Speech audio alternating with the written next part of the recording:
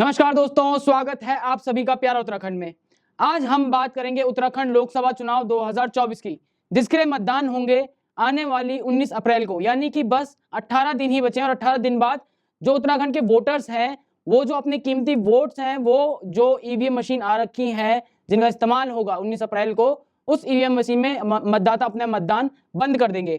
इसी बारे में बात करेंगे। 2024 लोकसभा चुनाव उत्तराखंड की 5 जो संसदीय सीटें हैं काफी अहम है, चाहे हरिद्वार हो, गढ़वाल हो, टिहरी हो, नैनीताल हो या फिर अल्मोड़ा हो। टोटल 55 प्रत्याशी इस समय जो ये 5 संसदीय सीटें इससे उठे हुए हैं और लगभग 15 राजनीतिक दल आपस में भिड़ेंगे इन 5 संसदीय सीटों के लिए। और 18 निर्दलीय उम्मीदवार इस बार उत्तराखंड की राजनीति में अपना अपना किस्मत आजमाएंगे। आपको बता दें कि उत्तराखंड लोकसभा चुनाव में 5 संसदीय सीट है, उस पर 55 प्रत्याशी अपनी किस्मत आजमा रहे हैं। इसमें से 37 प्रत्याशी ऐसे हैं जिन्हें किसी न किसी दल के या राजनीतिक दल से जुड़े हुए हैं, वो 37 प्रत्याशी। जबकि जो शेष बचे हुए 18 प्रत्याशी हैं जो चुनाव में उतरे हैं वो निर्दलीय प्रत्याशी हैं। लोकसभा चुनाव में इस बार अल्मोड़ा की बात करें तो अल्मोड़ा में सबसे कम प्रत्याशी उतरे हुए हैं। लगभग 7 प्रत्याशी लोकसभा चुनाव अल्मोड़ा की सीट पर इस बार उतरे हुए हैं, जबकि सबसे ज्यादा 14 प्रत्याशी हरिद्वार की सीट पर उतरे हुए हैं।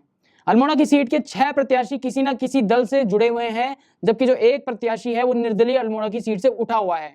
वहीं आपको बता दें कि नैनीताल उधम सिंह नगर की सीट पर 10 प्रत्याशी चुनाव मैदान में हैं, जिसमें से 8 राजनीतिक दलों से जुड़े हुए हैं और 2 निर्दलीय चुनाव लड़ रहे हैं।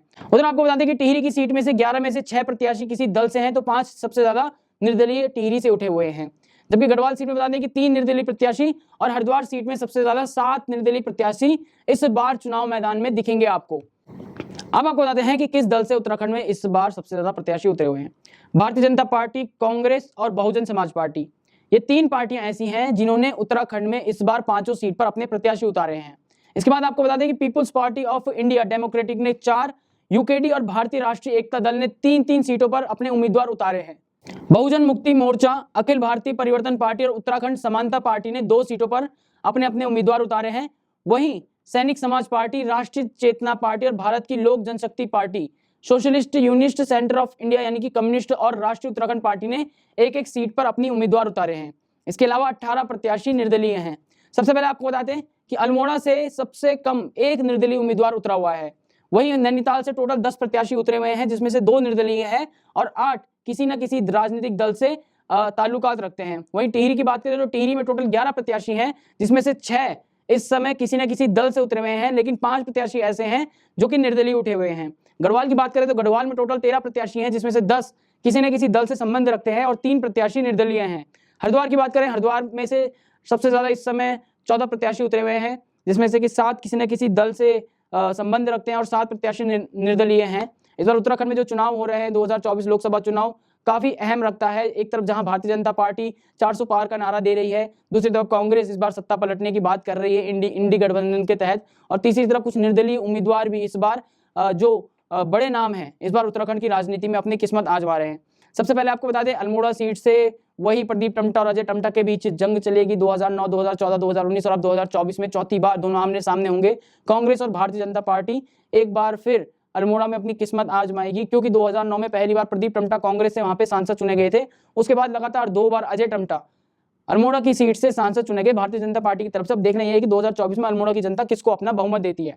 नैनीताल की बात करें, नैनीताल में अजय भट्ट जो कि 2014 और 2019 से जीतते हुए आ रहे हैं, उनके अपोजिट कांग्रेस ने इस बार युवा चेहरे को आगे किया है, प्रकाश जोशी, जो कि 2 बार विधानसभा चुनाव भी लड़े हुए हैं लेकिन हार चुके हैं उन विधानसभा चुनाव में। लेकिन अब देखना यह होगा कि जब एक तरफ नैनीताल में यशपाल आर्या, भुवन कपाड़ी और महेंद्र पाल सिंह जैसे बड़े नाम सामने आ रहे थे उम्मीदवार के तौर पर कांग्रेस की तरफ से, इन सभी को छोड़कर जब कांग्रेस ने एक नए उम्मीदवार प्रकाश जोशी को टिकट दिया है, तो देखना यह होगा कि नैनीताल की सीट से इस बार क्या प्रकाश जोशी अजय भट्ट को हरा पाएंगे या नहीं। आपको बता दें कि नैनीताल सीट वही है जहां पर हरीश रावत जो कि कांग्रेस के पूर्व मुख्यमंत्री में उत्तराखंड के, उन्होंने वहां पर चुनाव लड़ा था 2019 में और अजय भट्ट से 3.5 लाख वोटों से हार गए थे।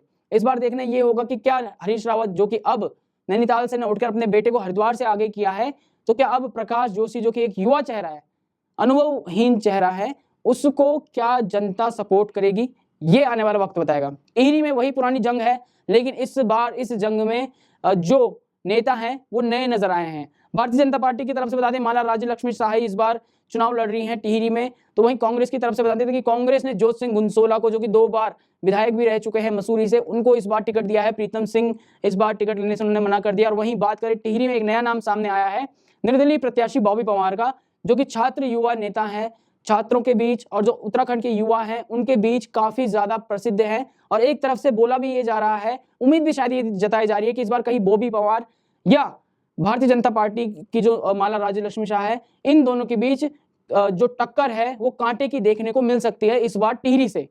बात करें गढ़वाल की, गढ़वाल में इस बार भारतीय जनता पार्टी ने अपने प्रत्याशी बदले हैं।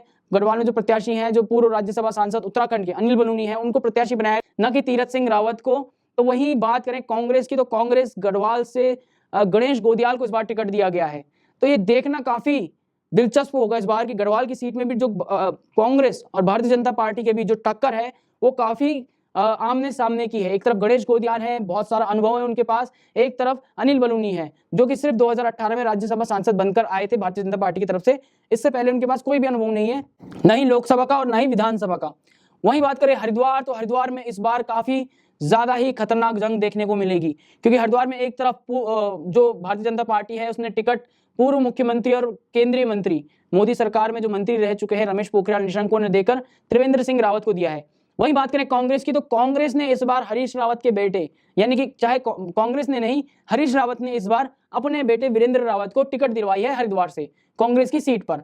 वहीं बात करें बसपा ने भी अपना उम्मीदवार चेंज किया है और जो अल्पसंख्यक समाज है उनको साधने की पूरी कोशिश की है बहुजन समाजवादी पार्टी ने। और इसी के तहत मायावती एक बहुत बड़ी रैली का आयोजन कर रही है रुड़की में 3 तारीख को। तो इस बार हरिद्वार से एक और नया नाम सामने आया है, निर्दलीय उम्मीदवार उमेश कुमार का नाम, जो कि खानपुर से विधायक भी रहे हैं और जिन्होंने निर्दलीय रहते हुए विधायकी का 2022 का चुनाव जीता था। तो हरिद्वार में काफी कड़ी टक्कर देखने को मिलेगी इस बार। भारतीय जनता पार्टी को काफी बड़ी चुनौतियां होंगी इस बार उत्तराखंड में, क्योंकि हरिद्वार सीट ऐसी है जहां पर सबसे ज्यादा प्रत्याशी हैं, सबसे ज्यादा चर्चित नाम हरिद्वार में ही है। उसके बाद बात करें टिहरी में नया नाम सामने आया है बॉबी पवार का, जो कि इस बार भारतीय जनता पार्टी को कड़ी टक्कर देगा। कांग्रेस कहीं नजर नहीं आ रही है टिहरी में। टिहरी में इस बार जो टक्कर है वो निर्दलीय उम्मीदवार बॉबी पवार और भारतीय जनता पार्टी की माला राज्य लक्ष्मी शाह के बीच है। अल्मोड़ा की बात करें, अल्मोड़ा में भारतीय जनता पार्टी और कांग्रेस के बीच ही टक्कर रहेगी। नैनीताल की बात करें तो नैनीताल में एक तरफा बीजेपी ही जीतती हुई नजर आ रही है। तो वही बात करें गढ़वाल की, तो गढ़वाल में कांग्रेस और बीजेपी के बीच बहुत ही ज्यादा बड़ी टक्कर देखने को इस बार मिलेगी। तो उत्तराखंड में इस बार का जो चुनाव है, जो 2019 के चुनाव हुए थे, 2014 या 2009 के चुनाव हुए थे एक तरफा, उनसे बिल्कुल अलग है। कोई भी पार्टी जीत सकती है या फिर निर्दलीय उम्मीदवार भी उत्तराखंड से जीतने की उम्मीद रख सकता है। अब ये तो आने वाला वक्त ही बताएगा। 19 तारीख को जब जनता, उत्तराखंड की जनता अपने वोट, कीमती वोट जो है ईवीएम मशीन के अंदर बंद कर देगी और 4 जून को जब रिजल्ट आएगा, ये तभी पता चलेगा कि उत्तराखंड में कितनी बड़ी जो उलटफेर हुई है या फिर भारतीय जनता पार्टी ने फिर से यहाँ पर 5 की 5 सीटें अपने हाथ में कर ली है। फिलहाल के लिए प्यारा उत्तराखंड में इतना ही। जय हिंद, जय भारत, जय उत्तराखंड।